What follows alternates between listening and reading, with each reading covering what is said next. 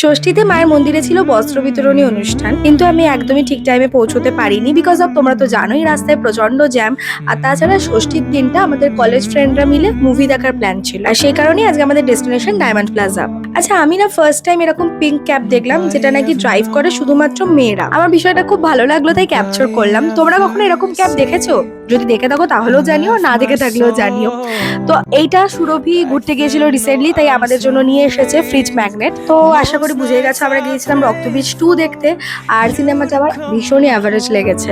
তবে হ্যাঁ, শেষের চমকটা অ্যাবসলিউটলি ওয়ার্থ ইট। ওই লাস্টের চমকটার জন্য তোমরা তোমাদের নিয়ার অ্যান্ড ডিয়ার ওয়ানদের সঙ্গে মুভিটা দেখতে যেতেই পারো পুজোতে। ওখানে গিয়েও তোমাদের অনেকের সাথে দেখা হলো, আর তারপরে চলে এলাম ক্যাবে করে মায়ের মন্দিরে।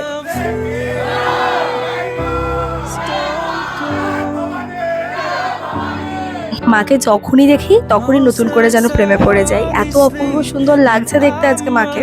তারপর তোমাদের অনেকের সঙ্গে দেখা হলো, একজনও খুব সুন্দর নৃত্য পরিবেশনও করলো। সব মিলিয়ে ষষ্ঠীটা তো আমাদের ফাটাফাটি গেল। আর আমি না মায়ের কাছ থেকে একটা জিনিস পেয়েছি, মায়ের খেলনা কেউ একটা দিয়েছিল মাকে খেলা করার জন্য। সেটা হচ্ছে এই বাবলগুলো। অনেক দিন পর যেন ছোটবেলাটা ফিরে পেলাম। আগে আমি ছোটবেলায় প্রত্যেকটা মেলাতে বা এরকম অনুষ্ঠানে এই জিনিসটা কিনতাম। আজকে যেন মাই সেটা আমাকে পুজো উপহার হিসেবে দিল। এরপর আমরা গিয়েছিলাম আমাদের কলেজের কাছে পদ্মা রেস্টুরেন্টে, এটা ওই আমার স্ট্রিটেই রয়েছে। বেশ ভালো খাবার দাবার, মোগলাই, মিক্স চাউমিন আর চিকেন কষা দিয়ে আজকে আমাদের ষষ্ঠীর রাতের ডিনার এখানেই সাঙ্গ হলো।